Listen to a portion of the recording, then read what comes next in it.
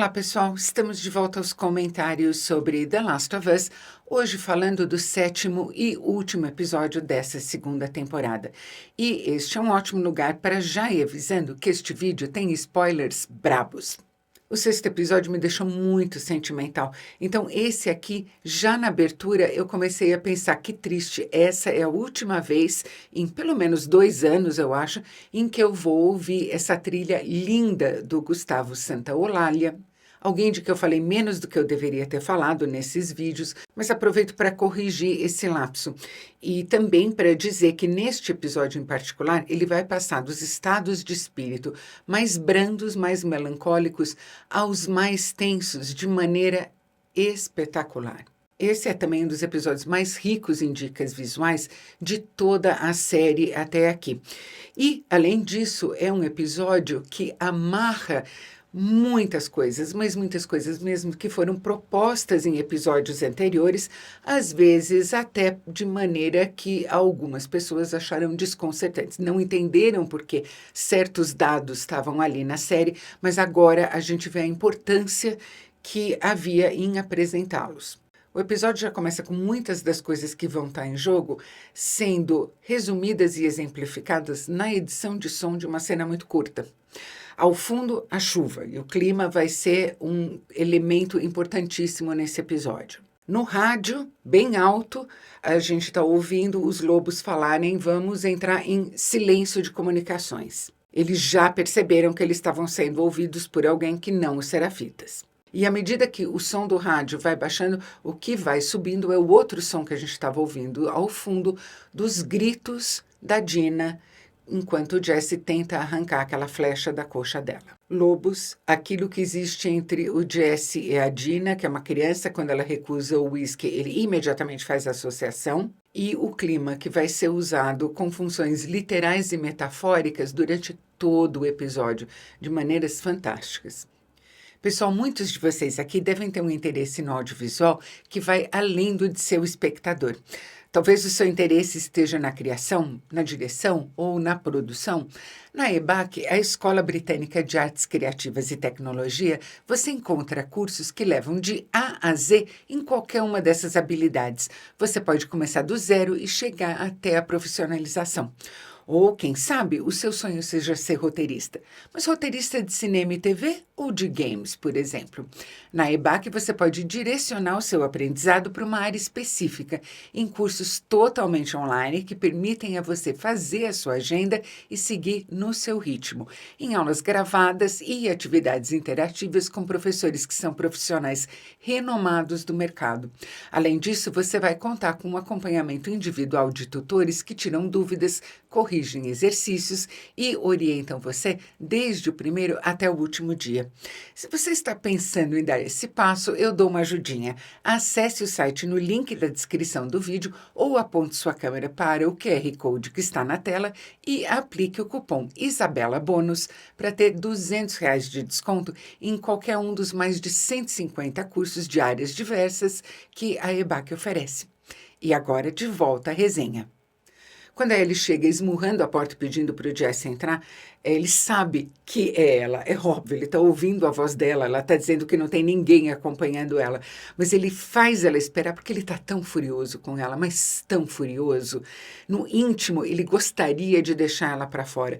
E quando ela entra e não fala nada para ele de onde esteve, o Jesse só fica mais preocupado com o que está acontecendo. Para Dina, ela vai contar.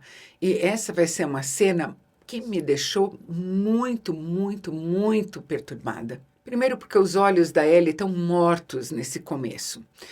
Segundo, porque quando a Dina começa a cuidar das costas dela, que estão cobertas de lacerações, de hematomas, e ela começa a falar do que ela fez, ela está tão horrorizada com ela mesma.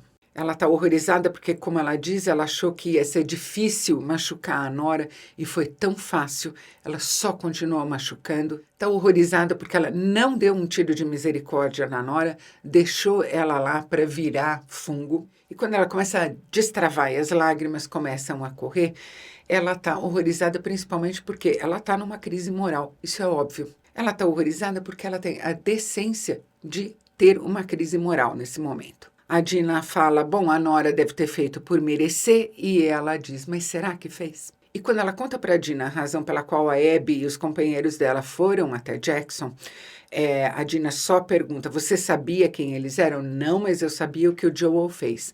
A reação da Dina me deixou sem ação.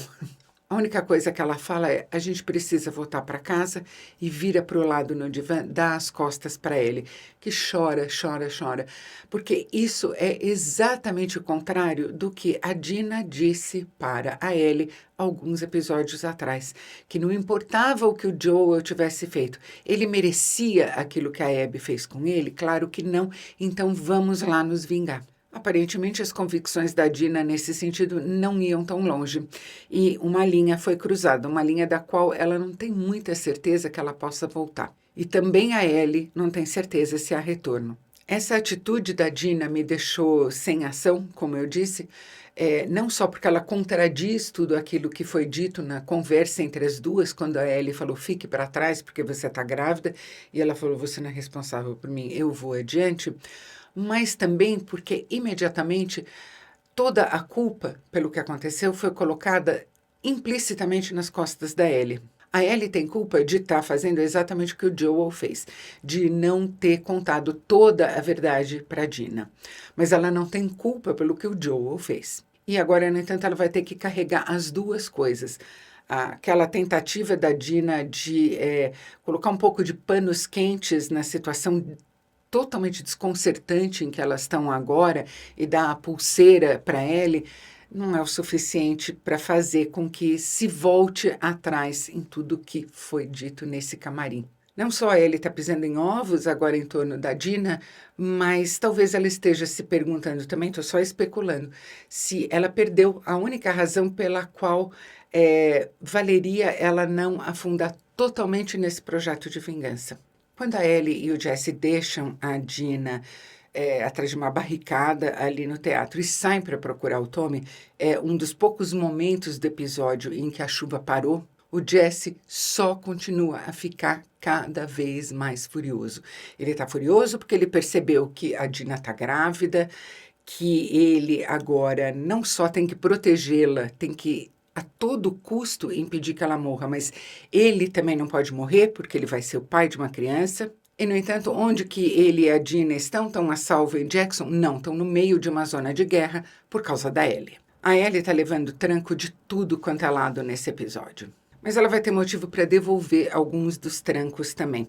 Quando começa a chover de novo e ela e o Jesse procuram abrigo, e vem aqueles lobos correndo atrás de um serafita, um menino, pouco mais do que uma criança, e eles se escondem para não ser vistos pelos lobos, porque são 6 soldados contra eles 2, e a Ellie vê o menino ser espancado, ter a roupa dele arrancada e ser arrastado. A Ellie quer de todas as maneiras correr para salvar o menino, o que é uma atitude impensada, tanto que o Jesse impede ela, diz, essa não é a nossa guerra, mas ela tem aquele impulso dentro dela. Ela é filha espiritual do Joel também nesse aspecto de que ela se sente sempre na obrigação de salvar outras pessoas, de chamar para si a culpa delas não estarem sendo salvas. E logo em seguida, quando eles entram na livraria, que é o ponto de encontro combinado com o Tommy, ela vai questionar todos os princípios morais do Jesse. Primeiro tem um momento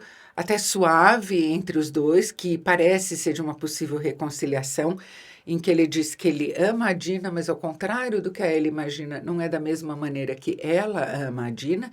Ele se apaixonou por uma outra pessoa, queria ir embora com ela e só não foi porque ele se sente na obrigação de retribuir a Jackson tudo o que Jackson deu a ele, porque ele sabe que as pessoas contam com ele para ser a próxima Maria, e porque ele foi ensinado a colocar os outros acima de si mesmo.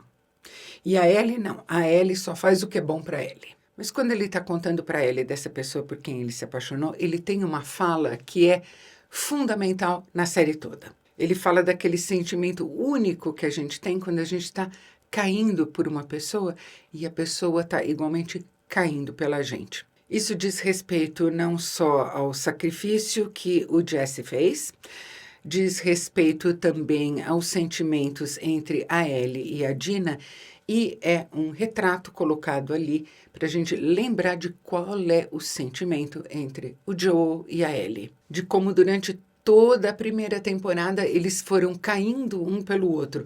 Lógico, não como uma paixão romântica, mas como pai e filha, como uma relação paternal e filial. Eu acho engraçado porque tem umas pessoas nos comentários que às vezes vêm dizer não, a Ellie não é filha do Joel, ela é uma substituta. Não, ela não é o bebê reborn do Joel.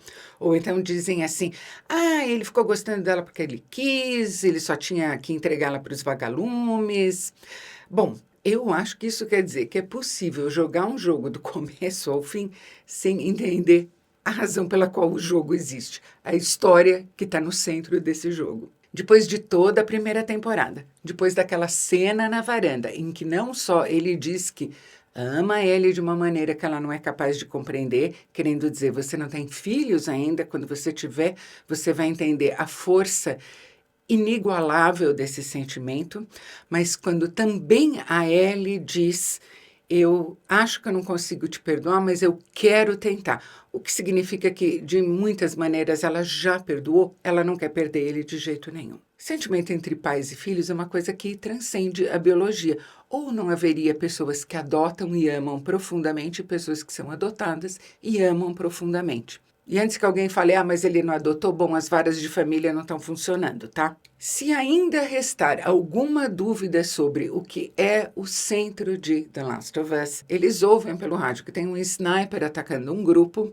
e é o Tommy, só pode ser o Tommy. Então eles sobem para um lugar mais alto para olhar a cidade e ver de onde estão vindo os tiros que eles estão ouvindo. E chegando lá no alto, a Ellie entende as duas palavras que a Nora falou sobre a localização da Abby. A Nora já estava transtornada pelo fungo e ela só conseguiu dizer baleia e roda.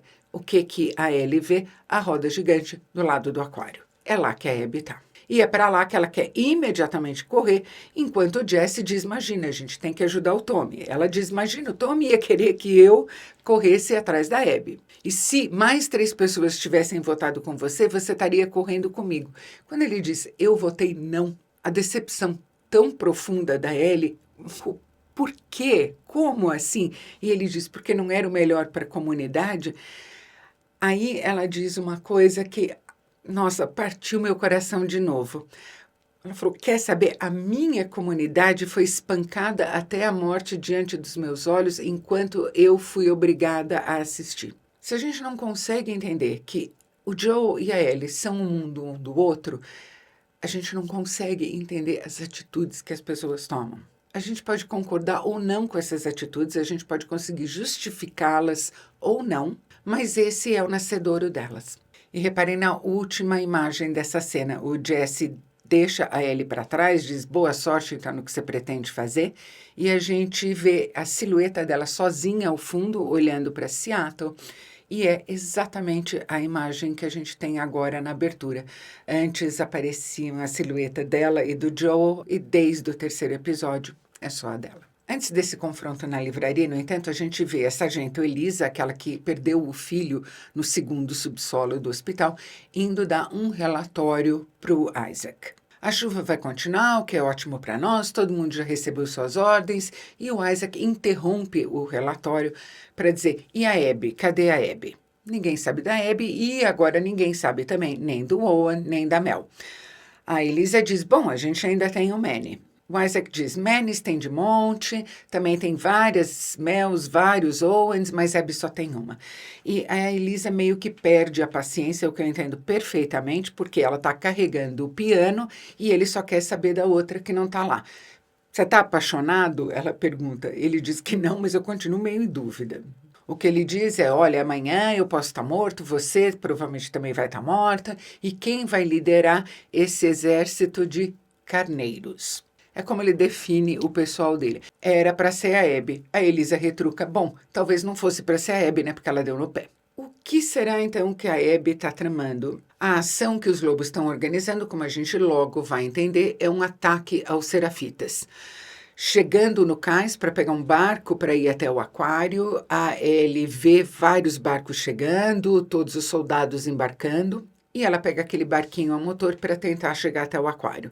A noite é um breu só relâmpagos de vez em quando iluminando a escuridão, aquela silhueta tão ameaçadora de Seattle, as escuras pela qual a Ellie vai passando no barco, o mar revolto e aquela onda que derruba ela e faz ela ter que nadar até a ilha onde o barquinho foi dar também.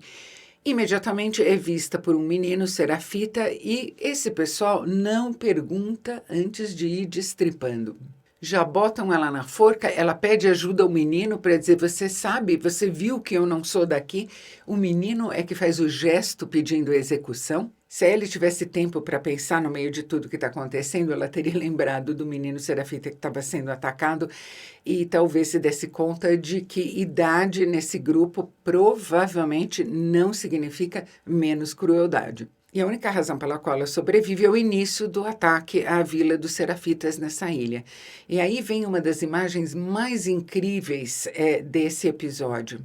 Aí ele corre para o barquinho de novo para chegar até o aquário e atrás dela estão as explosões na vila. À frente dela, raios, raios, raios. Atrás tem a cruz, para frente a caldeirinha. Não tem para onde a Ellie correr. Mova-se ela em que direção for, e eu estou falando no sentido das atitudes, das decisões, não há mais saída. Além do que é muito impressionante essa travessia até o aquário, muito lúgubre, muito cheia de ameaça. Algo que a trilha vem pontuando desde que ela pegou o barquinho pela primeira vez. A trilha parece um tambor de guerra o tempo todo e muda um pouco, fica ainda mais ameaçador, ainda mais tenso quando ela entra no aquário, por aquele dormitório, começa a andar pelos corredores, em que a trilha vira quase que só um pulso, algo latejando na cabeça da gente com aquelas trompas que são super desestabilizadoras. E é aí dentro do aquário onde ela vai encontrar o Owen e a Mel, que a gente tem a primeira grande tragédia desse episódio. O Owen e a Mel estão discutindo exatamente a Abby. A Mel diz que o que ela está planejando, seja lá o que for, ir para trás de linhas inimigas, já seria, em condições normais, um suicídio. O Owen, que pelo jeito obedece tudo que a Abby fala, diz, não, mas é a Abby. E a Mel, que me parece ser a única pessoa realmente decente nesse grupo, diz, mas eu estou escolhendo não justamente porque é a Abby. Na opinião da Mel, pelo menos, a Abby é inconsequente no que diz respeito à vida dos companheiros dela. E talvez seja também descontrolada ou, quem sabe, obsessiva. Nessa temporada, pelo menos, eu nunca vou saber exatamente o que a Mel acha, porque ao colocar o Owen e a Mel na mira da arma dela, ela só quer que eles mostrem no mapa onde está a Abby, diz que não vai matá-los porque ela não é como eles. O Owen comete o erro crasso de subestimar ela e, sei lá, acho que ele acha que ela é uma menina tão pequena ali e não deve ser tão bem treinada quanto ele, tenta pegar a arma, só que ela atira antes, lógico, antes de ser atingida. E mata não só o Owen, como atinge a Mel, que a gente vê daí quando ela abre a parca da Mel, tá grávida, bem grávida. Eu não sei se eu fiquei mais chocada do que a Ellie, porque a Ellie ficou completamente chocada. E daí vem aquele desespero da Mel querendo salvar o bebê dela, pedindo para ela fazer uma cesárea. E aí a gente entende toda a questão da triangulação naquele episódio em que a Dina fala, você nunca foi de prestar atenção na escola. A Mel fala, faz um corte transversal e a Ellie não tem ideia do que significa transversal, porque ela nunca prestou atenção numa aula na vida. Eu fiquei arrasada pela Mel, arrasada. E eu fiquei tão condoída da Ellie também, mas ela chora tanto, é tão horrível aquilo que acabou de acontecer, é tão o contrário do que ela queria que acontecesse. É tão patético e tão comovente ela cobrindo a barriga da Mel, como a gente faz quando a gente cobre o rosto de alguém que morreu. E eu amei o Tommy mais do que em qualquer outro momento na série até aqui, por ter abraçado ela e levantado ela na hora que ele e o Jesse chegam lá. E o Jesse fica olhando para a cena da Mel tão grávida, largada no chão, morta com sangue escorrendo, porque ele está pensando na Dina, óbvio. E porque ele Provavelmente está pensando também que se ele não tivesse feito aquela briga, se ele não tivesse deixado a Ellie sozinha, se ele tivesse tentado de alguma maneira coordenar as duas coisas, se juntar o Tommy, ajudá-lo e seguir junto com a Ellie depois, nada disso teria acontecido. Decisões tomadas com raiva são sempre as piores decisões possíveis. E ainda bem que, de volta ao teatro, o Tommy, a Ellie e o Jesse planejando o trajeto de volta. Ela diz que, bom, ela vai ter que aprender a conviver com o fato de que a Mel morreu, o Owen morreu e a Abby vai continuar vivendo. Ela e o Jesse pedem desculpas mutuamente. Sem exatamente pedir desculpas, mas a Ellie agradece ele por ter voltado. E é duro na queda, né? Como é que você sabe que o Tommy não me obrigou? Obrigou? Não, não obrigou. Mas é qualquer coisa. E é tão bonito de qualquer forma que ele fala seguir, que ele voltou porque ele pensou que se fosse ele naquela situação, se ele estivesse sozinho, ele teria tocado fogo no mundo para salvá-la. E essa vai ser a segunda reconciliação que a Ellie faz para imediatamente depois perder a pessoa. Eles ouvem aquele barulho todo, o Tommy a essa altura já tinha ido fazer as malas, Ellie e Jesse saem correndo e o Jesse não tem nem tempo de ver quem disparou o tiro que acerta ele na cabeça. Claro que é ela, né? Para quem passou 5 anos fermentando no ódio do tiro na cabeça que o pai levou, ela tá igualzinha, né? Nem o Jesse teve tempo de ver quem atirou nele, nem ela teve tempo de ver em quem ela estava atirando. Se fosse a Dina, mais uma mulher grávida ia ter morrido ali, naquele dia. Coitado do Jesse, tão novo, tantos planos, um desempenho tão bacana do Young Mazino nesse episódio. E quando a Ellie sai com as mãos para cima dizendo, sou eu que você quer, o Joe fez o que ele fez por minha causa. Fui eu que matei seus amigos, não queria, foi um acidente, mas fui eu que matei. Não atire nele. E a Abby reconhece ela. A Abby, curiosa, ela está com uma marca de corda no pescoço também. Em algum momento, os serafitas devem ter pegado ela. Mas ela fala, eu deixei você viver. Repete ainda, eu deixei você viver e você desperdiça tudo isso, você joga fora. Olha quem está falando. O Joel também não salvou a vida dela e ela também não desperdiçou tudo? Não foi ela também que colocou um alvo nas costas dos amigos dela, do Owen e da Mel, levando eles para Jackson, obrigando eles a participar da sessão de tortura que ela fez com o Joel? A Nora ajoelhou nas costas da Ellie para obrigar ela a assistir à tortura do Joel. O Owen não fez nada, mas ele é um facilitador da Abby, como ficou muito claro de novo neste episódio. A Mel estava horrorizada com o que estava acontecendo lá no chalé. E depois de falar, eu deixei você viver, ela dá um tiro na direção da Ellie, mas corta. Tela preta. Abby acordando num sofá, vai ser chamada pelo Isaac, vai até a balaustrada do estádio, olha as plantações, os animais, os caminhões, toda aquela movimentação. Os lobos são extremamente organizados, pude ver agora. E daí vem o letreiro Seattle, dia 1. Tudo isso que aconteceu até ali no episódio foi o dia 3. Ou seja, na próxima temporada, necessariamente, a gente vai acompanhar a Abby, pelo menos desde esse dia 1, se não desde antes. E como as coisas que eu estou pensando dela nesse momento são impublicáveis, para mim vai ser difícil pra caramba. Uma última dica, a música que encerra o episódio, enquanto os créditos sobem, é uma música do Soundgarden, que começa com o verso Siga-me deserto adentro. Ai, ai, ai, ai, ai. Se você gostou desse vídeo, não deixe de curtir, inscreva-se no canal e clique no sininho. E a gente se vê no próximo vídeo, não de The Last of Us, mas de qualquer outra coisa.